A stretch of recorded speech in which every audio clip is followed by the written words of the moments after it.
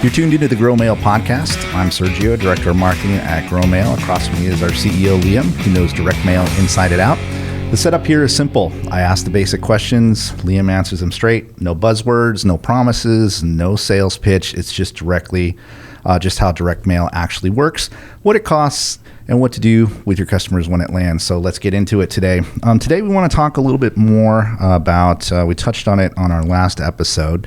We want to talk about dentists and the dental playbook. So Liam, why does my dentist mail me 4 times a year? What's working, what's not? Let's kind of talk a little bit about that. Yeah, well, the bottom line is in direct mail, frequency is more important than reach. So let's break down what that means.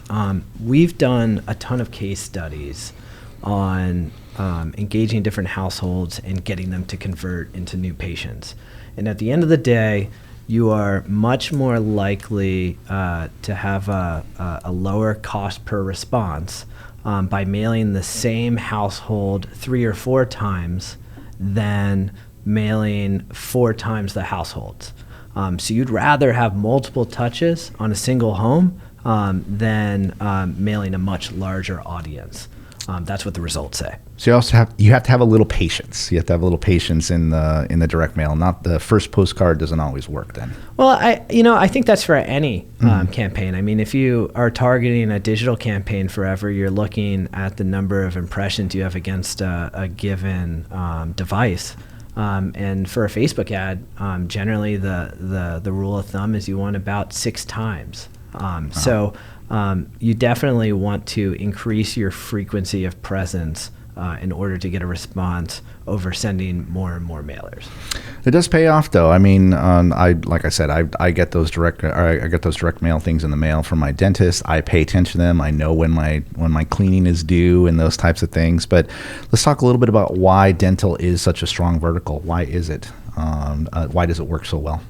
Yeah, I think if you're a dentist in a suburban or urban area, you're probably doing Google ads and things like that, and the keywords just continuously get bid up.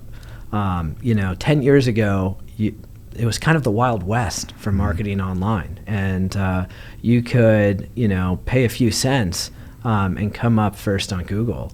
But today, to have the same result, you could be paying, $15 to $20 a click. And if you're only converting 10% of them, you get a significantly higher cost per new patient acquired. Yeah, direct mail becomes the more cost-effective solution in that case, and we beat Google every day. Yeah, I love that, especially in the dental space. I love that.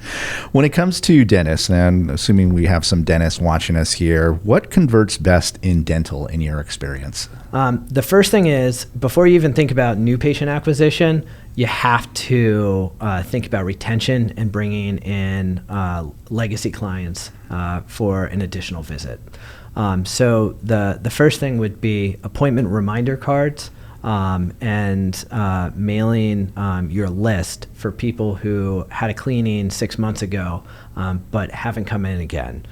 You're 7 times more likely per dollar spent to bring somebody in for an additional visit than you are to acquire a new patient. But for new customer acquisition, that's how we all grow. And if we're not growing, we're dying. So when we look at new patient acquisition, the 2 top campaigns that we see in converting, and we've ran tens of thousands of campaigns for dentists, so we've actually built up a pretty good data set on this, is new patient specials and teeth whitening incentives. Those 2 things can be priced where you are extending a carrot for a really good deal, but then you're able to upsell additional services and have a significantly higher patient lifetime value than the money spent on marketing. We've also seen some success for specialized practices that 2 types of offers work. The first is Invisalign. Does really well in direct mail. Oftentimes, people don't want to wear braces, and the idea to be able to straighten your teeth without having awkward metal in your mouth is attractive. And many times the price point is high, and you end up getting them for regular braces anyway. And then the second is Medicare Advantage.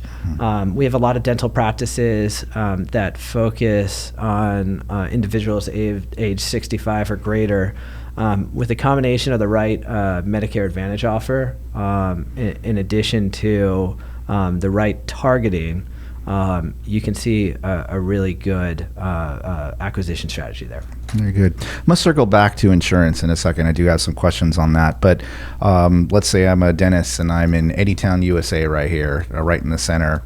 What kind of radius do you look at on a practice? You said we've done tens of thousands. What works? Yeah, so we work with dental service organizations across the country that have groups of dentists, and they ask us the same question. And it really has to do with population density. So if you're a urban dentist in Boston, you're probably only going to have a good conversion rate a few blocks out from your practice, because people are walking, they're biking there, they need it to be convenient. But if you're in Main Street, USA, in Des Moines, Iowa, oftentimes it's pretty standard to drive 15 to 20 minutes to the dentist, so you're seeing a further radius out. So really, the way we solve that is through our targeting software.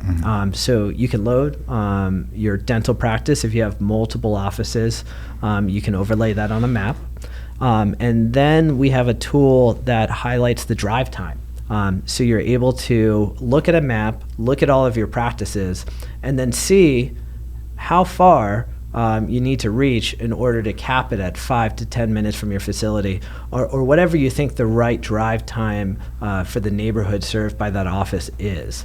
And then after that, you can do a whole bunch of nifty stuff. You can target based off of demographics, presence of children. For example, you might want to send a different type of campaign to a neighborhood that has a high presence of children than one that is a senior care facility or something like that. In your opinion, do you find it worth the time to mail to the same household to different household members? Is that something that you think is worth the price of postage, so to speak? For targeted mail, it can be.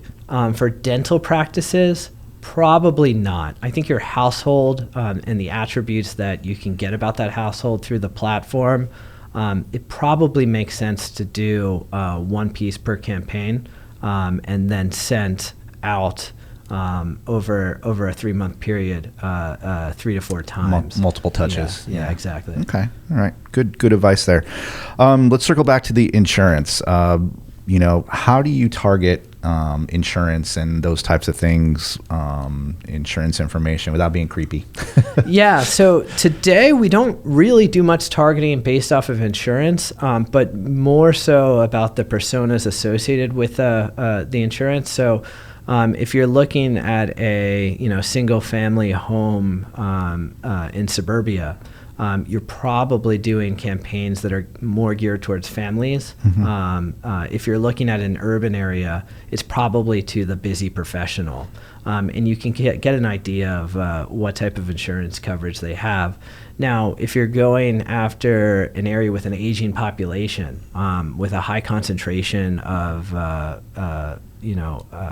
memory care facilities, nursing homes, and things like that, obviously you're going to want to be looking at a targeted campaign around Medicare Advantage and things like that. Okay. All right. Very good. That was good information. A couple more questions here. What dental campaign surprised you in a good way? I mean, you touched a little bit about like Invisalign and some of those things, but was there anything in particular, like on a specific campaign, that really caught your attention or caught your eye that really worked well? Yeah, a lot of times we do work for de novo offices, and I think everyone listening to the dental podcast will probably know what the de novo is, but that's a fancy term for a grand opening of a new practice. When you open a new practice, you got to put butts in seats. And we have several strategies that do a really good job empowering new practitioners and new offices to really have a steady stream of new patients.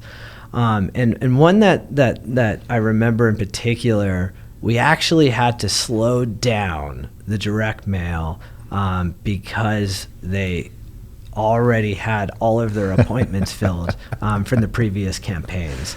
So granted, it was a good problem to have. And one of the cool things about our software is that you get significant printing efficiencies to print 10,000 or more pieces. It's just simply cheaper to print many pieces at once as opposed to smaller batches.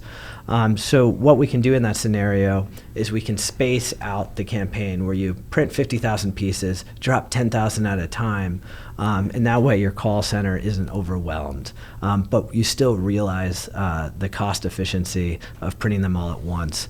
A lot of business owners also appreciate that because the biggest expense in a direct mail campaign is postage. So that also spreads out the cost over several weeks or months. That's really where that software comes into play, the GrowMail software. Oh, 100%. It makes it easy. That's great. You can just simply set individual mail drops, and then we inventory the pieces and drop them when the timing of the campaign is right. That's great. Last question for you, Liam. I'm a new dentist. I just got out of school. I've got $300,000, $500,000 of debt.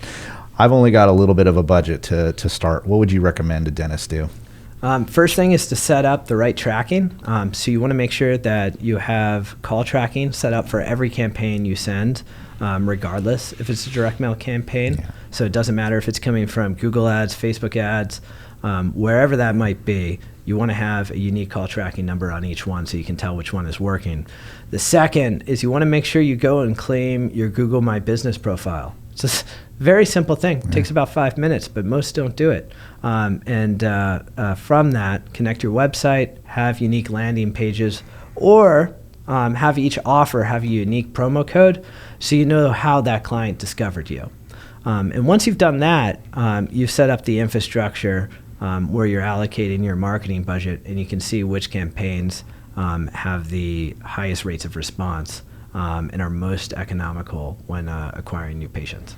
That's great. Good advice. Good advice for the new dentists, especially the ones that are, tied on the cash initially. But you hit on some of those things that I think a lot of people don't take into consideration. Is something as simple as claim your business on Google. Yeah. You got to get the Google My Business profile. Yeah. It's super simple. Makes it worth the while. Liam, thank you so much. Great information on dental practices and how dental works in direct mail. So that wraps this episode. Everything we talked about today, you can find more information on our website, growmail.com. If there's a topic, something you want us to discuss in the future, send us an email, cs@growmail.com. I'm Sergio. That's Liam. This has been the GrowMail Podcast. Send smarter, grow faster. Thanks for listening, everyone.